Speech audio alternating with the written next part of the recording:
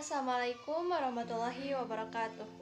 Izin perkenalan, nama saya Cynthia Nurul Pajrianti dari kelas 11 MIPA 6. Di sini saya akan membuat sebuah video tentang proses pelaksanaan demokrasi di Indonesia untuk melengkapi tugas PPKN. Selamat menyaksikan. Adapun materi-materi yang akan saya bahas kali ini yaitu tentang pengertian demokrasi, prinsip-prinsip demokrasi di Indonesia, periodisasi perkembangan demokrasi di Indonesia, yaitu terbagi menjadi 5 periode. Di antaranya, demokrasi masa revolusi kemerdekaan pada tahun 1945 sampai 1949, demokrasi parlementer atau liberal pada tahun 1949 sampai 1959, demokrasi terpimpin 1959 sampai 1965, demokrasi Orde Baru 1965 sampai 1998, dan yang terakhir adalah demokrasi Orde Reformasi dari tahun 1998 sampai dengan sekarang. Yang pertama adalah pengertian demokrasi. Untuk mengetahui lebih lanjut tentang demokrasi, maka kita harus mengetahui terlebih dahulu pengertian dari demokrasi. Menurut Kamus Besar Bahasa Indonesia, demokrasi merupakan istilah politik yang berarti pemerintahan rakyat. Hal tersebut bisa diartikan bahwa dalam sebuah negara demokrasi, kekuasaan tertinggi berada di tangan rakyat dan dijalankan langsung oleh mereka atau wakil-wakil yang mereka pilih di bawah sistem pemilihan bebas. Dalam pandangan Abraham Lincoln, demokrasi adalah suatu sistem pemerintahan dari rakyat, oleh rakyat, dan untuk rakyat. Artinya, rakyat dengan serta-merta mempunyai kebebasan untuk melakukan semua aktivitas kehidupan, termasuk aktivitas politik, tanpa adanya tekanan dari pihak manapun. Karena pada hakikatnya yang berkuasa adalah rakyat untuk kepentingan bersama. Demokrasi sendiri berasal dari bahasa Yunani, yaitu demos yang artinya rakyat dan kratos yang artinya pemerintahan. Pengakuan resmi bahwa Indonesia adalah negara demokrasi terdapat pada Undang-Undang Dasar 1945, Pasal 1 Ayat 2 yang berbunyi, "Kedaulatan berada di tangan rakyat dan dilaksanakan menurut Undang-Undang Dasar." Pancasila, sila keempat yang berbunyi, "Kerakyatan yang dipimpin oleh hikmat kebijaksanaan dalam permusyawaratan perwakilan." Yang selanjutnya adalah prinsip-prinsip demokrasi di Indonesia. Prinsip-prinsip demokrasi di Indonesia terbagi ke dalam 10 poin. Yang pertama adalah demokrasi yang berketuhanan yang Maha Esa. Yang kedua, demokrasi dengan kecerdasan. 3. Demokrasi yang berkedaulatan rakyat. 4. Demokrasi dengan rule of law. 5. Demokrasi dengan pemisahan kekuasaan negara. 6. Demokrasi dengan hak asasi manusia. 7. Demokrasi dengan pengadilan yang merdeka. 8. Demokrasi dengan otonomi daerah. 9. Demokrasi dengan kemakmuran. 10. Demokrasi yang berkeadilan sosial. Adapun karakter utama demokrasi Pancasila adalah sila keempat, yaitu kerakyatan yang dipimpin oleh hikmat kebijaksanaan dalam permusyawaratan perwakilan. Dengan kata lain, demokrasi Pancasila mengandung 3 karakter utama, yaitu kerakyatan, permusyawaratan, dan yang terakhir adalah hikmah kebijaksanaan. Selanjutnya, periodisasi perkembangan demokrasi di Indonesia yang terbagi ke dalam 5 periode. Yang pertama, pelaksanaan demokrasi di Indonesia pada periode 1945 sampai 1940. Yang kedua, pelaksanaan demokrasi di Indonesia pada periode 1949 sampai 1959. Yang ketiga, pelaksanaan demokrasi di Indonesia pada periode 1959 sampai 1965. Yang keempat, pelaksanaan demokrasi di Indonesia pada periode 1965 sampai 1998. Dan yang terakhir adalah pelaksanaan demokrasi di Indonesia pada periode 1998 sampai sekarang. Periodisasi yang pertama kita bahas yaitu demokrasi pada masa revolusi kemerdekaan, yang mana dimulai pada tahun 1945 sampai 1949. Pada masa pemerintahan revolusi kemerdekaan ini, yaitu pada tahun 1945 sampai 1949, pelaksanaan demokrasi baru terbatas pada berfungsinya pers yang mendukung revolusi kemerdekaan. Sedangkan elemen-elemen demokrasi yang lain belum sepenuhnya terwujud karena situasi dan kondisi yang tidak memungkinkan. Hal ini dikarenakan pemerintah harus memasatkan seluruh energinya bersama-sama rakyat untuk mempertahankan kemerdekaan dan menjaga kedaulatan negara, agar negara kesatuan tetap hidup. Partai-partai politik tumbuh dan berkembang dengan cepat pada masa ini. Akan tetapi fungsinya yang paling utama adalah ikut serta memenangkan revolusi kemerdekaan dengan menanamkan kesadaran untuk bernegara serta menanamkan semangat anti penjajahan. Karena keadaan yang tidak mengizinkan, pemilihan umum belum dapat dilaksanakan sekalipun hal itu telah menjadi salah satu agenda politik utama. Tidak banyak catatan sejarah yang menyangkut perkembangan demokrasi pada periode ini. Tetapi pada periode ini telah diletakkan hal-hal mendasar bagi perkembangan demokrasi di Indonesia untuk masa selanjutnya, yaitu yang pertama, pemberian hak-hak politik secara menyeluruh. Kedua, kekuasaan presiden dibatasi. Ketiga, dengan maklumat wakil presiden, maka dimungkinkan terbentuk sejumlah partai politik.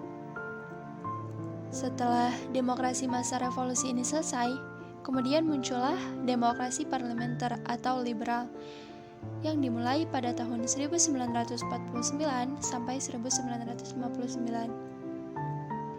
Pada periode ini terjadi 2 kali pergantian Undang-Undang Dasar.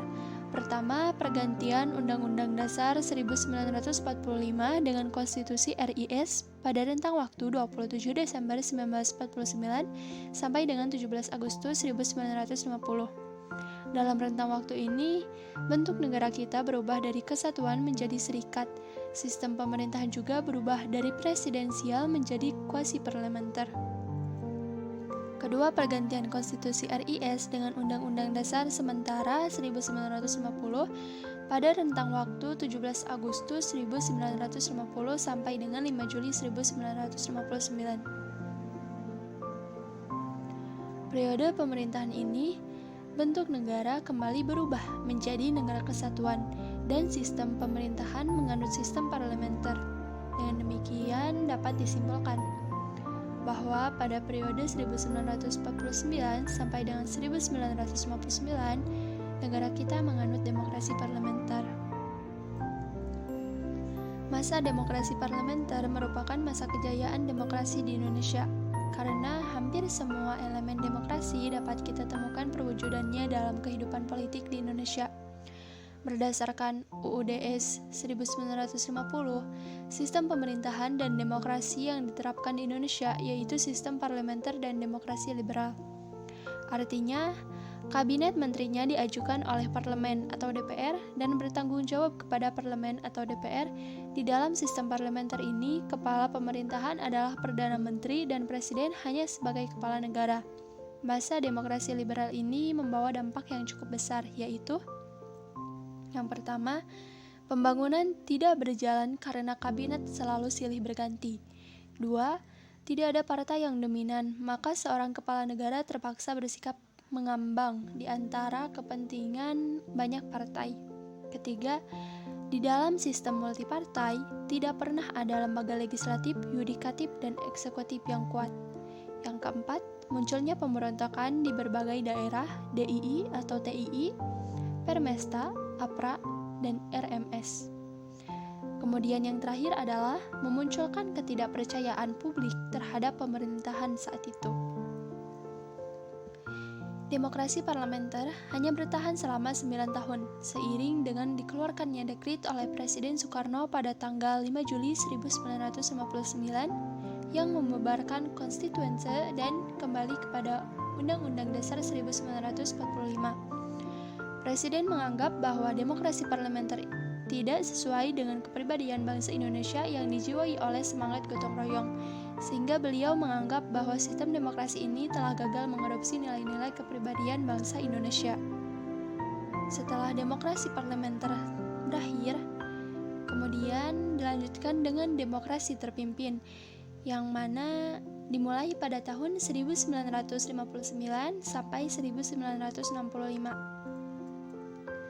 Masa demokrasi terpimpin yang dalam banyak aspek telah menyimpang dari demokrasi konstitusional dan lebih menampilkan beberapa aspek dari demokrasi rakyat. Masa ini ditandai dengan dominasi presiden, terbatasnya peran partai politik, perkembangan pengaruh komunis, dan peran ABRI sebagai unsur sosial politik semakin luas. Demokrasi terpimpin atau demokrasi terkelola yaitu seluruh keputusan serta pemikiran berpusat pada pemimpin negara saja. Menurut TAP MPRS nomor 8/MPRS/1965, demokrasi terpimpin adalah kerakyatan yang dipimpin oleh hikmat kebijaksanaan dalam permusyawaratan perwakilan yang berasaskan musyawarah untuk mufakat secara gotong royong bagi semua kekuatan nasional yang progresif, revolusioner, dengan berporoskan nasakom atau nasionalisme agama dan komunisme. Pada saat itu, konstitusi yang berlaku adalah Undang-Undang Dasar 1945 dan Presiden Soekarno berkedudukan sebagai kepala negara sekaligus kepala pemerintahan yang berlandaskan pada sistem presidensial, di mana para menteri berada di bawah wewenang presiden dan bertanggung jawab kepada presiden. Setelah demokrasi terpimpin selesai, kemudian dilanjutkan oleh demokrasi Orde Baru yang dimulai pada tahun 1965 sampai 1998. Era baru dalam pemerintahan dimulai setelah melalui masa transisi yang singkat yaitu antara 1966 sampai 1968 ketika Jenderal Soeharto dipilih menjadi Presiden Republik Indonesia. Era pemerintahan pada masa Soeharto dikenal sebagai Orde Baru dengan konsep demokrasi Pancasila. Visi utama pemerintahan Orde Baru ini adalah untuk melaksanakan Pancasila dan Undang-Undang Dasar 1945 secara murni dan konsekuen dalam setiap aspek kehidupan masyarakat Indonesia. Dengan visi tersebut, Orde Baru memberikan harapan bagi rakyat Indonesia, terutama yang berkaitan dengan perubahan-perubahan politik. Perubahan politik dari yang bersifat otoriter pada masa demokrasi terpimpin di bawah Presiden Soekarno menjadi lebih demokratis pada Orde Baru. Rakyat percaya terhadap pemerintahan Orde Baru di bawah pimpinan Presiden Soeharto atas dasar beberapa hal, yaitu yang pertama, Soeharto sebagai tokoh utama Orde Baru dipandang sebagai sosok pemimpin yang mampu mengeluarkan bangsa Indonesia dari keterpurukan. Kedua, Soeharto berhasil membubarkan Partai Komunis Indonesia (PKI) yang menjadi musuh Indonesia pada masa ini. Dan yang terakhir adalah Soeharto berhasil menciptakan stabilitas keamanan Indonesia pasca pemberontakan PKI dalam waktu yang relatif singkat.